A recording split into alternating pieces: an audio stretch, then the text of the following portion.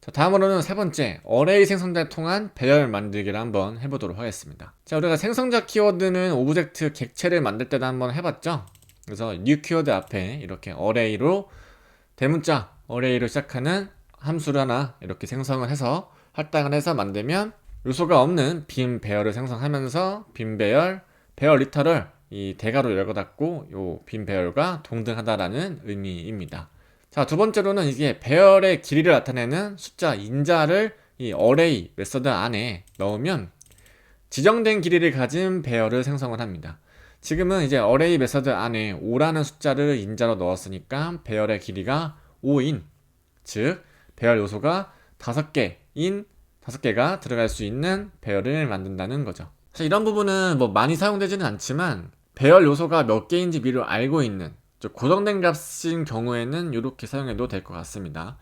저는 예전에 프로젝트 할 때 크리에이터의 수익에 대해서 조회를 할 경우에 월별로 그리고 일자별로 얼마를 벌었는지에 대한 값을 조회할 때 수익 현황을 조회할 때 이런 식으로 각 월에 대한 리스트를 아래쪽에 1일부터 30일, 1일부터 28일 이런 숫자를 보여줄 때 이 안쪽에 각 월에 대한 날짜를 넣어서 하단에 리스트를 생성했던 경험이 있습니다.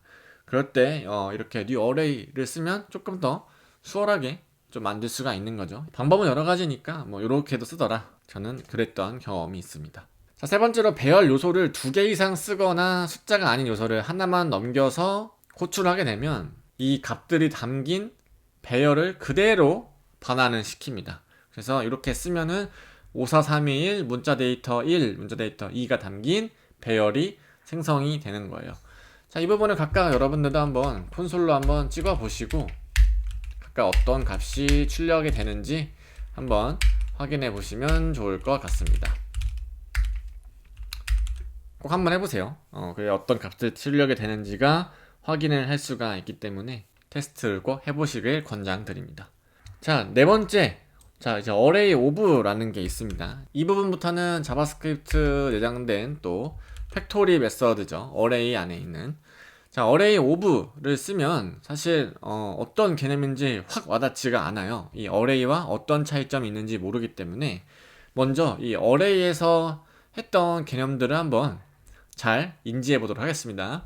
자, array 메서드를 생성자 키워드 array를 통해서 배열을 만들 수 있다고 말씀을 드렸습니다. 그래서 그냥 생성자만 쓰면 배열 리터럴과 같은 빈 배열을 반환한다 라고 배웠고, 그 안에 숫자를 넣으면 길이가 딱 정해진 배열이 생성되는 거를 이제 콘솔 록을 통해서 한번 확인해 볼 수가 있었어요. 자, 그러면 숫자 인자가 하나 이상이 있으면 이들을 각각 요소로 취급해서 배열로 생성한다는 것도 이 콘솔 록을 통해서 한번 여러분들이 확인해 보실 수 있는 거죠. 그런데 이제 이런 것들을 조금 더 확장된 개념으로 좀 뭔가 명시적으로 딱딱딱 해보자 해가지고 이제 of라는 팩토리 메서드가 나왔습니다.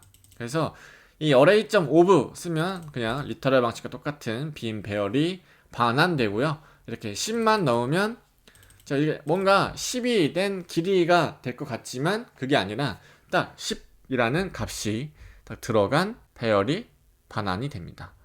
그리고 요소가 하나 이상 2개, 3개 들어가면 각각 값이 요소로 할당이 되는 배열이 생성이 되는 거죠. 뭔가 요 개념이 이제 array of에서 조금 동일하다라고 이해하시면 될 것 같습니다. 개인적으로는 저는 이제 이렇게 쓰는 게 저는 array of를 좀 더 많이 쓰는 것 같습니다. 이렇게 2개를 해서 사용하는 거는 거의 없고 array 함수를 통해서 new를 생성하거나 혹은 그냥 리터럴만 하기도 하고요. 값을 먼저 넣어야겠다, 초기 값을 넣어야겠다 이럴 경우에는 이렇게 array of를 쓰기도 합니다. 그래서 뭔가 좀 개념들을 좀 잘 알고 있어야 실무에서 다양한 방면으로 활용을 또 할 수 있다고 제가 강의 초반부에 또 말씀을 드렸었죠. 자, 마지막으로 array from 이라는 이제 개념에 대해서 한번 살펴보도록 하겠습니다. 자, array from 이 메서드는 첫 번째 인자로 이터러블, 즉 반복 가능한 객체나 배열 비슷한 객체, 유사 배열이라고 하는데 배열처럼 보이지만 실제로는 객체인 데이터를 말합니다. 어쨌든 이터러블 객체나 배열처럼 보이는 객체를 인자로 받으며 해당 객체의 요소를 세 배열로 만들어 반환합니다. 그래서 array.from 안에 자, 이터러블 객체가 들어가면 분해 연산자를 통한 이 점점점 이터러블 요 값과 동등하다라는 개념입니다. 그래서 copy2라는 값에 array from 오리지널 값을 넣으면 이쪽에서 설명했던 요 부분이죠. 요 값과 그냥 똑같은 의미라고 생각을 하시면 됩니다. 제가 그래서 이 부분을 주석 처리를 이렇게 해놨었죠. 요거나 같은 개념이라는 뜻입니다. 자, array from이 중요한 이유는 배열 비슷한 객체, 즉 유사 배열을 진정한 배열로 바꾸는 방법이기 때문입니다. 자, 이 개념이 뭐냐면 이터러블 객체나 배열 비슷한 객체는 뭐죠? 결국엔 객체예요. 그래서 객체를 인자로 넘겨넣었을 때 실제 배열로 바꿔주는 게 바로 이 array from이라는 메서드입니다. array from은 좀 제법 또 많이 사용되긴 하죠.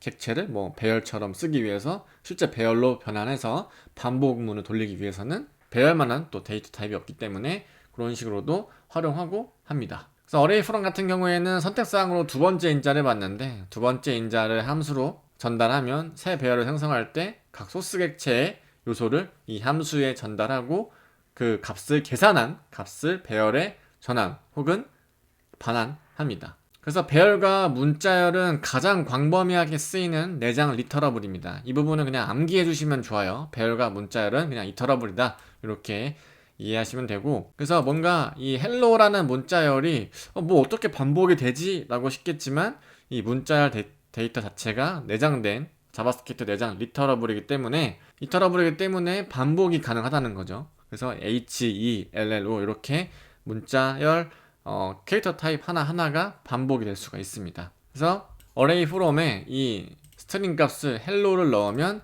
이 두 번째 인자가 뭐죠? 어떠한 함수를 넣어줬을 때 이 로직이 이제 동작을 한다는 거죠. 그래서 첫 번째 요 str이라는 데이터가 들어갔을 때 이터러블이기 때문에 여기에는 반복이 돕니다. 이 부분은 그냥 나중에 이제 배열에 대한 반복문 개념을 배울 때 다시 한번 설명드리겠지만 각각 순환을 합니다.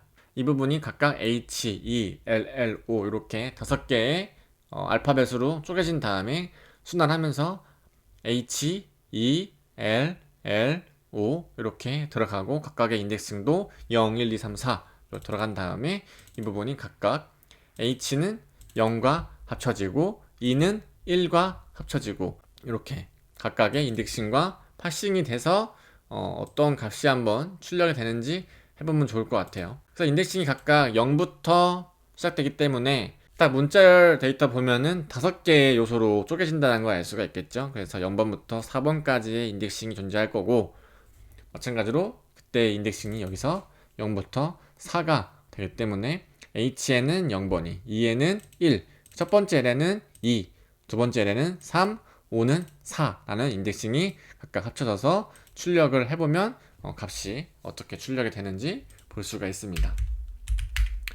이 부분도 한번 볼까요? array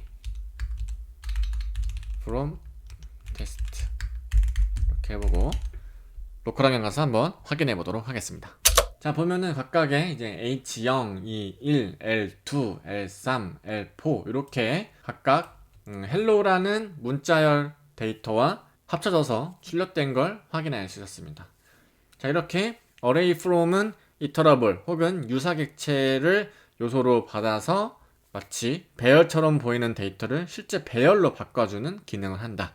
이런 개념으로 이해해 주시고 사용을 해보시면 좋을 것 같습니다. 이렇게 개념만 보면 사실 실무에서 어떻게 쓸지 모르겠지만 막 떠오르지는 않으실 거예요. 저도 지금 이렇게 뭐 강의를 하고 있지만 사실 뭐 어떻게 기능이 활용된다라고 쉽게 말씀드리기가 어려울 정도로 실무에서는 이런 파트가 어떻게 쓰이는지에 대해서는 너무 무궁무진하기 때문에 그래도 계속 이렇게 기본을 반복적으로 여러분들이 학습을 하셔야 돼요. 그래서 계속 내실을 탄탄하게 다지셔야지 이런 것도 한번 써보고 저런 것도 써봤을 때 나중에 어떤 기능이 이런 기능에서는 효율적인지를 여러분들만의 데이터로 만들 수 있기 때문이죠. 그래서 기본은 좀 잘 다져보는 시간이었다라고 받아들여 주시면 감사하겠습니다. 자, 이렇게 배열의 생성에 대해서 한번 공부해 봤고요. 다음 시간에는 조금 더 배열의 다양한 기능에 대해서 같이 학습을 해보도록 하겠습니다.